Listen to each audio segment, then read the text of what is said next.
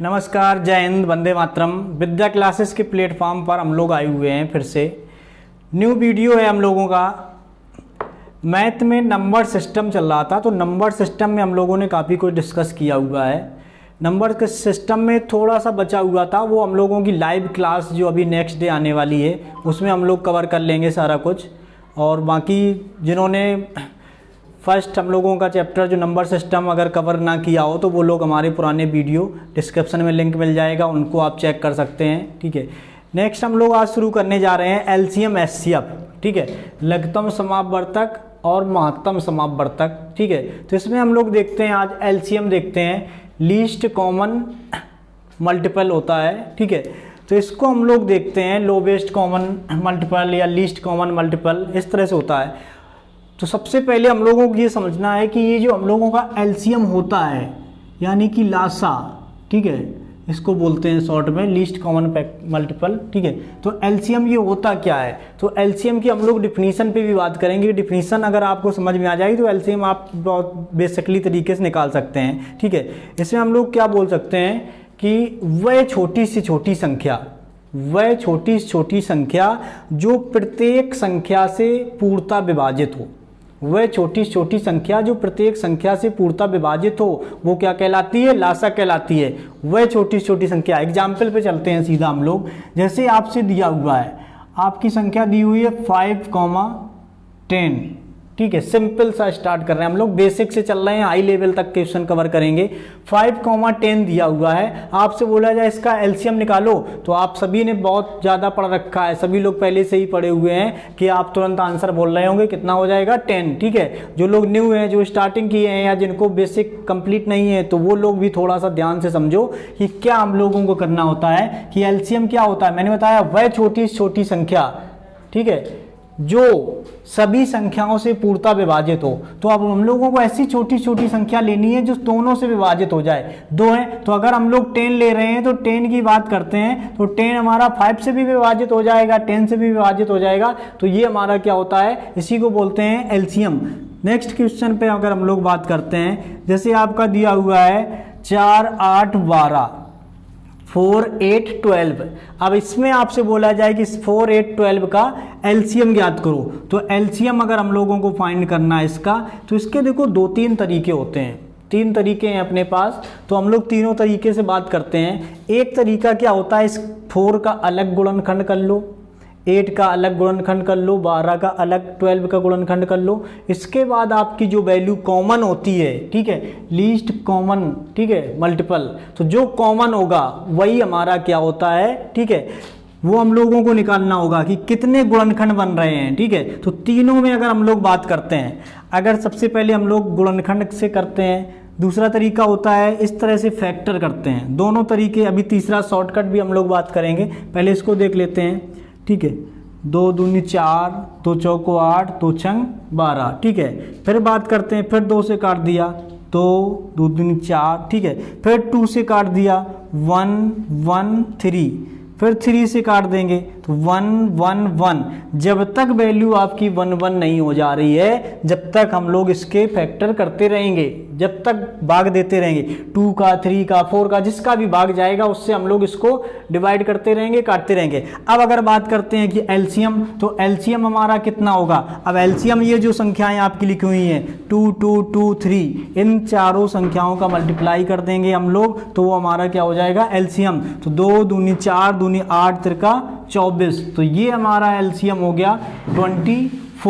तो ये हम लोगों को फाइंड करना था, गुणनखंड से ही हम लोगों ने किया हुआ है। ठीक है, अब अगर हम लोग इसी की बात करते हैं, इसको हम लोग शॉर्टकट से क्या करेंगे, तो अब डेफिनीशन पे जाते हैं।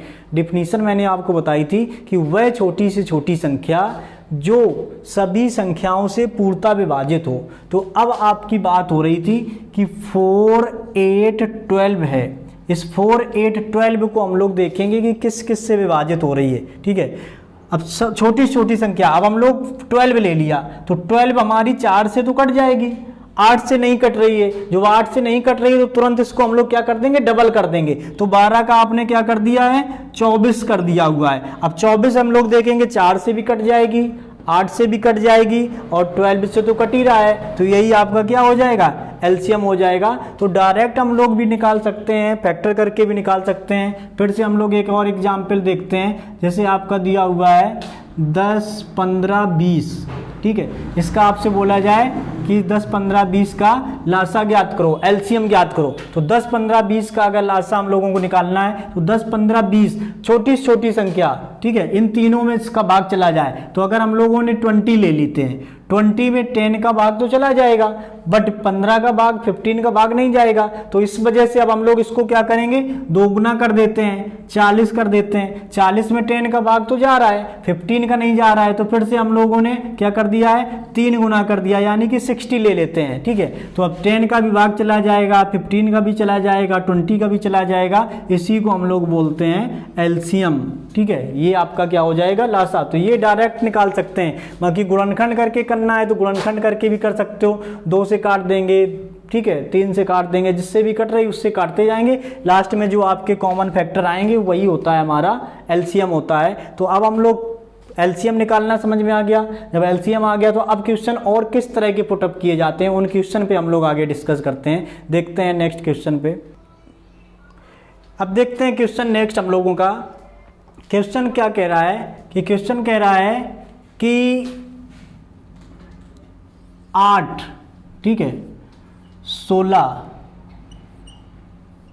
24, ठीक है, 8, 16, 24 से भाग देने पर, ठीक है, 8, 16, 24 से भाग देने पर ऐसी संख्या ज्ञात करो जिसे 8, 16, 24 से भाग देने पर पूर्णता विभक्त हो जाए। ऐसी संख्या ज्ञात करो जिसे 8, 16, 24 से भाग देने पर पूर्णता विभक्त हो जाए। पूर्णता विभक्त हो जाए की बात कर रहा है। तो जब भी आपका देखो लासा में हमारे 3 तरह के क्वेश्चन इंपॉर्टेंट होते हैं। तो ये फर्स्ट क्वेश्चन जो हम बता रहे हैं आपको, पहले तो एलसीएम लेना आपको बता दिया कैसे निकालते हैं। अब एलसीएम के क्वेश्चन क्या बनते हैं उनकी बात कर रहे हैं। बोला गया है कि 8, 16, 24 से पूर्णता विभक्त हो जाए। तो जब भी बात करें पूर्णता विभक्त हो जाए, तो पूर्णता विभक्त के लिए हम लोगों को क्या करना है, सबसे पहले इन तीनों का एलसीएम लेना है। फिर से हम लोग आ जाते हैं एलसीएम पे। तो जल्दी से स्पीड में देखते हैं कि अगर हम लोग डायरेक्ट एलसीएम लेने की बात करेंगे तो छोटी छोटी संख्या जो तीनों से विभक्त हो जाए। तो अगर हम लोग 24 की बात करते हैं तो 24 एलसीएम होगा, बताइए 24 एलसीएम होगा या नहीं होगा।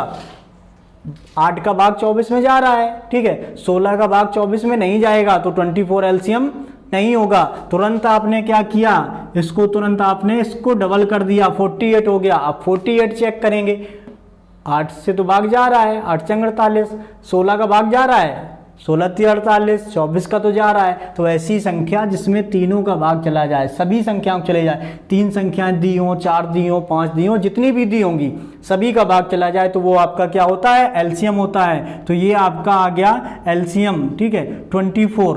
अब आपसे बोला गया था कि वह संख्या ज्ञात करो जो पूर्णता विभक्त हो, इन सभी से विभक्त हो रही है। तो पूर्णता विभक्त है तो यही एलसीएम जो होता है वही आपका क्या होता है, आंसर होता है। तो ये आपको निकालना था। अगर हम लोग सेकंड क्वेश्चन की बात करते हैं यहीं पर, ठीक है, सेम क्वेश्चन हम लोग लेते हैं। यहां पर सेकंड क्वेश्चन की बात करते हैं। ये आपका दिया हुआ है कि वह छोटी छोटी संख्या ज्ञात करो, ठीक है, वह छोटी संख्या ज्ञात करो जिसे 5, 10, 15 से भाग देने पर एक शेष बचे। वह छोटी छोटी संख्या ज्ञात करो जिसे 5, 10, 15 से भाग देने पर एक शेष बचे। बताइए जल्दी से आंसर, देखिए क्या आता है, जल्दी जल्दी सॉल्व कर लीजिए, देख लीजिए, ठीक है। 5, 10, 15 से भाग देने पर कितना शेष बचेगा, एक शेष बचना चाहिए। तो अब हम लोग फिर से आते हैं। अभी हम लोगों ने किया था पूर्णता विभक्त, तो पूरा पूरा कट जाना चाहिए था, एक शेष बचाना है, एक रिमाइंडर आना चाहिए। तो हम लोग फिर से बात करते हैं कि 5, 10, 15 इसका अगर हम लोग लासा निकालेंगे, एलसीएम निकालेंगे, तो 5, 10, 15 का एलसीएम कितना हो जाएगा, 30। कैसे 30 हो जाएगा, आ गया होगा ना सभी का। 15 है, 15 में 5 का भाग जा रहा है, 10 का भाग नहीं जा रहा है, 15 का दोगुना कर दो, कितना हो गया 30। 5 का भी भाग जाएगा, 10 का भी भाग जाएगा, तो एलसीएम कितना हो गया 30। अब बोल रहा था कि एक रिमाइंडर आना चाहिए, तो एक रिमाइंडर कैसे हो सकता है? 30 तो एक ऐसी संख्या आई है जो हमारी तीनों से विभक्त हो रही है, पूर्णतः विभक्त हो रही है, यानी कि 0 शेष आ रहा है। बट बोला गया था कि एक शेष होना चाहिए, तो एक शेष अगर बचाना है तो इसी में हम लोग +1 कर देंगे बेटा, तो आपका आंसर फाइनल कितना हो जाएगा? 31 आंसर हो जाएगा। तो ऐसी छोटी छोटी संख्या जिसमें आपका एक शेष बचना चाहिए, तो एक शेष कब हो रहा है? 31। कितने लोगों को ये एलसीएम नहीं समझ में आया था कि 5, 10, 15 का 30 एलसीएम आया था? बेटा देख लो इधर फिर से, 5, 10, 15 दिया हुआ है, तो एलसीएम हम लोग फैक्टर से भी कर सकते हैं, 5 से काट देते हैं, ठीक है, 5 एकम 5, 5 दूनी 10, 5 3 15। अब आपका देखो 2 बचा है, 3 बचा है, इन्हीं के मल्टीप्लाई कर देंगे, आंसर हो गया। या 2 से काट देते हैं, 1 1 3, 3 से काट दें 3 1 1 1, जब तक 1 1 नहीं हो जाता है जब तक हम लोग काटते रहते हैं। ये जो आपकी संख्याएं होती हैं इनका गुणनखंड करते हैं, 5 दूनी 10, 10 तिहाई 30, यही आपका क्या होता है? एलसीएम होता है। तो ये आपका एलसीएम होता है डायरेक्ट जो हम लोगों ने निकाला हुआ था। तो एलसीएम आप डायरेक्ट भी कर सकते हो, गुणनखंड से भी कर सकते हो, ठीक है। तो आपका आंसर समझ में आ गया। जितना रिमाइंडर बोले, अगर इसी क्वेश्चन में बोल रहा होता कि 2 शेष बचे तो +2 कर दो, 3 शेष बचे 3 शेष कर दो। देखते हैं नेक्स्ट क्वेश्चन। नेक्स्ट क्वेश्चन आपका दिया हुआ है कि वह छोटी छोटी संख्या ज्ञात करो, वह छोटी छोटी संख्या ज्ञात करो जिसे 20, 25, 30 से भाग देने पर, 20, 25, 30 से भाग देने पर क्रमशः 8, 13, 18 शेष बचे। अब आपका क्वेश्चन अभी हम लोगों ने किया हुआ था कि वह छोटी छोटी संख्या ज्ञात करो जो पूर्णतः विभाजित हो। तो पूर्णतः विभाजित के लिए हम लोग क्या करते थे? डायरेक्टली एलसीएम ले लेते थे, वही आंसर हो जाता था। फिर इसके बाद नेक्स्ट क्वेश्चन किया हुआ था हम लोगों ने कि 1 शेष बचे, 2 शेष बचे, 3 शेष बचे, इस तरह का। तो शेष हम लोगों का जो बचता था वही प्लस कर देते थे। अब आपका क्या कह रहा है? कह रहा है कि वह छोटी से छोटी संख्या ज्ञात करो जिसे 20, 25, 30 से,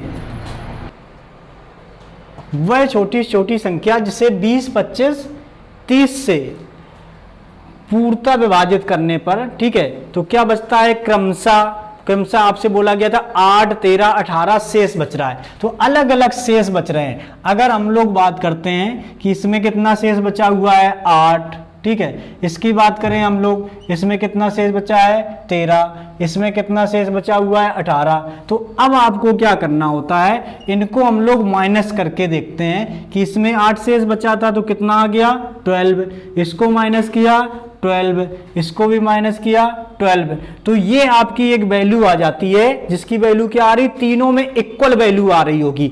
अब अगर हम बात करें कि 20, 25, 30 से विभाजित कर रहे थे, तो अगर हम लोग बात करें कि 20, 25 और 30 का एलसीएम कितना होगा, तो एलसीएम की अगर हम लोग बात करते हैं कि ऐसी संख्या हम लोगों को पहुंचाना है कि ऐसी संख्या जो हमारी 20, 25, 30 से विभाजित हो जाए, तो 20, 25, 30 से एलसीएम हम लोग लेंगे। अगर इसका एलसीएम लेंगे तो एलसीएम निकालना हम लोग सीख चुके हैं, ठीक है। तो एलसीएम अगर इसका हम लोग निकालेंगे तो एलसीएम आपका आ जाएगा 300।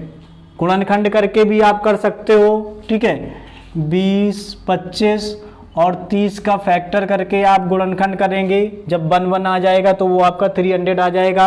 डायरेक्ट करना है डायरेक्ट कर सकते हैं, तो आपका 300 एलसीएम आ जाएगा। एलसीएम 300 आ गया। अब बात करते हैं ये जो आपका शेष बच रहा था, तो शेष हम लोगों ने निकाला है, जो शेष का अंतर कितना हुआ है? 12। तो इस 12 को हम लोगों को यहां पर माइनस करना होगा। तो 12 जब हम लोग माइनस कर देंगे तो आपका आंसर आएगा 288। तो ये आपको थोड़ा सा समझना है। 3 तरह के क्वेश्चन मैंने अभी आपको करवाए हुए हैं। एक क्वेश्चन आपको मैंने बताया हुआ था कि जिसमें पूर्णतः विभक्त हो जाए तब हम लोगों को सीधा लासा ले लेना है, एलसीएम निकाल लेना है, वही आंसर होता है। एक क्वेश्चन दोबारा बताया था आपको, जब बोला जाए कि कुछ शेष बचता है, तो शेष रिमाइंडर जब बचेगा उस रिमाइंडर को हम लोग डायरेक्टली प्लस कर देते हैं, प्लस कर देंगे, वही आपका आंसर हो जाएगा। थर्ड टाइप का हम लोगों ने बताया हुआ है कि जब रिमाइंडर बचता है बट तीनों में क्रमशः अलग अलग रिमाइंडर बचता है। पहले वाले के लिए 8 दिया हुआ था, दूसरे वाले के लिए 13 दिया हुआ है, तीसरे वाले के लिए 18 दिया हुआ है। तो इस रिमाइंडर को माइनस करने पर 12 आया।